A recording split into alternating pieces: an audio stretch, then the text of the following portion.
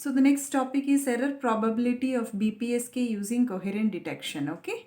And the question asked, one of the question asked is obtain the expression for average probability of symbol error for BPSK using coherent detection. It is asked for 6 marks from July 2019. Okay. So we have to find out the value of probability of symbol error of BPSK. So what is meant by symbol error? We have seen in the previous video. If the input is 1, transmitted symbol is 1, we have a chance that either you can receive 1 or 0. If your 1 is received, then it is correct, right? If 0 is received, then it is an error. Similarly, if 0 was transmitted and if you receive 1, then it is an error. Okay, so these are the two conditions of the error. So now what is given? Coherent detection. So we know that the coherent detection consists of two important components, right? One is your correlator and the other one was your decision device. What did your correlator do? It correlates the received signal x of t with basis function phi of t on bit by bit basis. And what happens to your decision device? It compares the correlator output against the 0 threshold. If x is greater than 0, symbol 1. If x is less than 0, you will select symbol 0. So this was your correlator or your correlator and decision device in your coherent BPSK receiver, which we have seen in the previous video, right? So your modulated signal is given and here the output of the correlator is x1. So these are the important points which you have to remember. And you know that the signal space partition, you know that what are the two conditions? Set of the points close to message point 1 is a TB and set of the points closest to message point 2 is minus EB, right? So this is your decision boundary of your Z1 and this is your decision boundary Z2 which falls across your message point 2. Okay. And now let us make a, what is your decision rule? Signal S1 of t was transmitted. S1 of t means 1 was transmitted if the received signal point falls in Z1. Similarly, signal 0 S2 of t was transmitted, means symbol 0 was transmitted if the received signal point falls in Z2. Now what are the error? This is for your proper transmission. Now error types, as I have mentioned before, what are the, we can classify these error types into two different types, error of first kind and error of second kind. What is your error of first kind? That is symbol S2, 0 is transmitted and you are receiving 1. That is what signal S2 is transmitted, but the noise is such that the received signal point falls in Z1. So the receiver decides in favor of S1.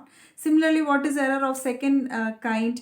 1 is transmitted and you are going to receive 0. That is what given here. Signal S1 is transmitted, but the noise is such that the received signal point falls in Z2. Z2 means so the receiver decides in favor of S2 of t, that is nothing but your symbol 0. Okay, so these are the two different types of errors. Now the value of these two errors are same. So let us proceed with finding out any one value. So here we are assuming the first condition.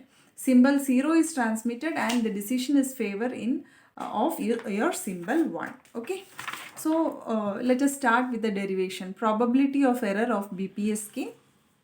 So let us take the first kind. So the decision associated with symbol 1 when symbol 0 is transmitted, right? That is your symbol 0 is transmitted and you are deciding in favor of your received signal is 1. That is what your assumption. Now you know that let x of t be the received signal. What will be your x of t? That is the output of the channel. What will be your x of t? X of t, when it passes through the channel, you have the noise to be added to it. So we can write that x of t is equal to s of t plus w of t. Okay. What is your w of t? W of t is nothing but your AWGN, additive white Gaussian noise with 0 mean and variance sigma square is equal to n0 divided by 2. Okay, so we can have two cases, right? X of t will be equal to, you have two symbols. One is S1 of t and the other one is S2 of t. That is 1 and 0.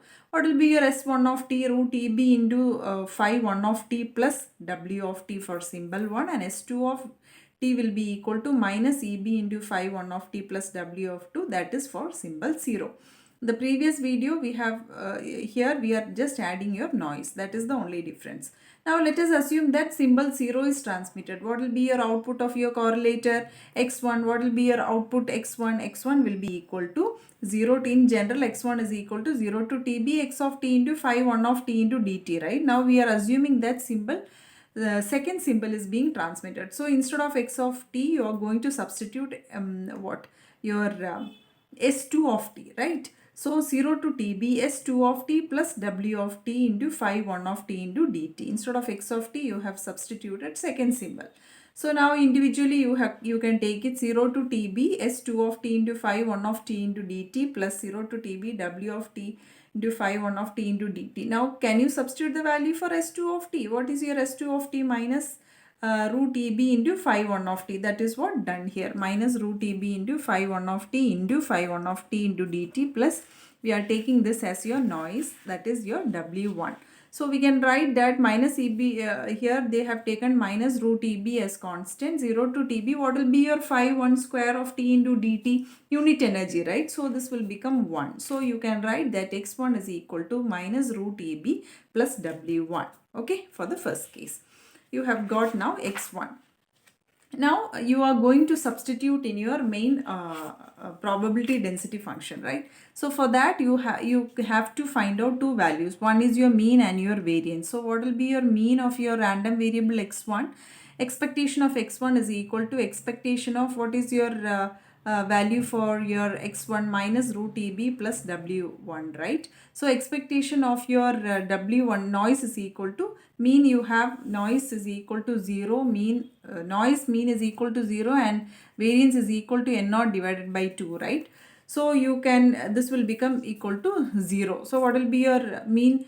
Expectation of x1 is equal to minus root eb. You have got your mean. Now what will be your variance? Variance of x1 is equal to variance of what is your variance formula? Expectation of x minus your mean the whole square is equal to expectation of what is your value for x, that is s2 of t, right? Minus of eb root eb plus w. Now you substitute your mean already you have found out, minus root eb, minus of minus root eb the whole square. So you will be getting this here, you will have your minus eb plus eb will get cancelled. So you will be getting only expectation of w1 square. So what is your variance of your w1, which is nothing but n naught divided by 2. That's why you are getting variance of x1 is equal to n naught divided by 2. Now you have got your mean and variance. Can you substitute in your general form?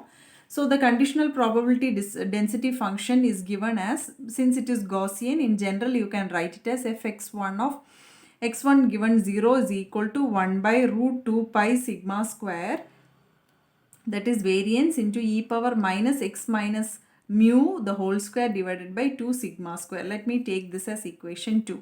Now you know that mu is your mean and sigma square is your variance, right? So mean is equal to minus root eb and variance is equal to n naught divided by 2. Now you are going to substitute the value for mean and your variance. So when you substitute the value, variance is equal to n naught divided by 2, 2 will get cancelled. Here you are going to substitute mean and your variance again.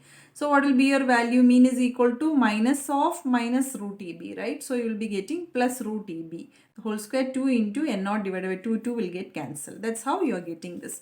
Okay, so finally after simplification you can write that fx1 of x1 given 0 is equal to 1 by root pi n naught into e power minus x plus, here you will get it as x1, which we will see in the next step. Okay, x plus root eb divided by, how did you get here? N naught is replaced by root here.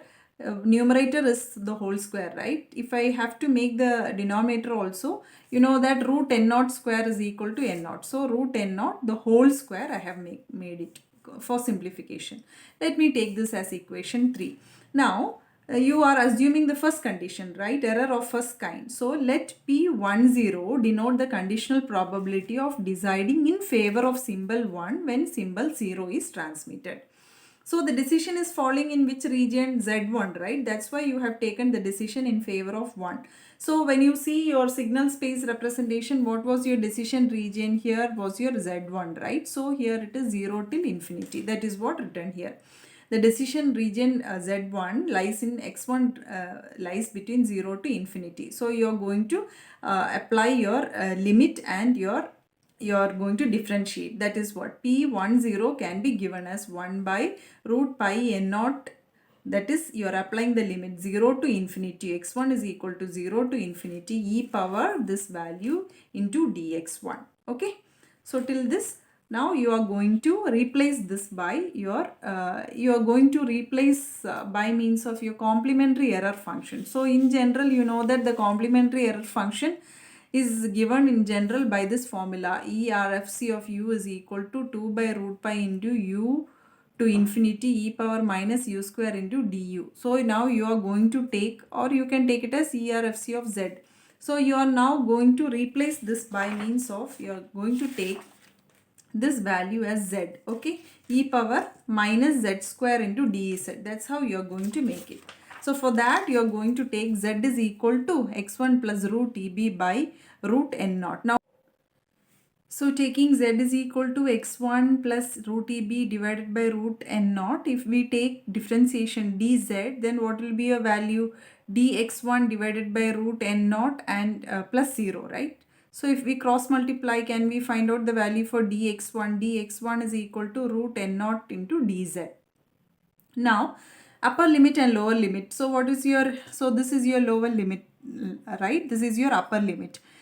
Now upper limit. So lower limit x1 was equal to 0. When x1 is equal to 0, what will be your value for z? Put x1 is equal to 0. So z is equal to root eb by n naught. I can write it. Now when x1 is equal to infinity, x1 is greater, very high, it is infinity, means z also will be equal to infinity. These are your limits. Now can we substitute in the previous formula? P10 is equal to, so what will be your value? Z is equal to root eb by n naught to infinity 1 by root pi n naught into e power minus z square into, instead of dx1 you are substituting the value root n naught into dz, right? This both will get cancelled. That is what done here. So P10 will be equal to 1 by root pi into z is equal to root eb by n naught infinity e power minus z square into dz. So I can replace this by z. So z to infinity e power minus z square into dz. Is it looking like your complementary error function? So by definition of complementary error function, you have ERFC of u is equal to 2 by root pi into u to infinity e power minus u square into du. You can replace it by z also. So if I bring this 2 here down, so what you'll be opposite side, what you will be getting, 1 by 2 ERFC of u is equal to 1 by pi root pi into u to infinity e power minus u square into du. Same you are getting here, right? 1 by root pi into, so you can replace this by P10. That is what done here. So therefore P10 will be equal to 1 by 2 into error function of complementary error function of z, where z is equal to root eb by n naught. So now here in the place of z, you can substitute it as root eb by n naught. So P10 will be equal to half into ERFC of root eb by n naught. So when you take a probability of your second kind, also you are going to get the same value. So it is given by P01. Similarly, the probability of error of the second kind. What is your second kind? Symbol 1 is transmitted, but you are taking the decision of your symbol 0. So P01 is equal to 1 by 2 into ERFC root eb by n naught. Both the values will be same.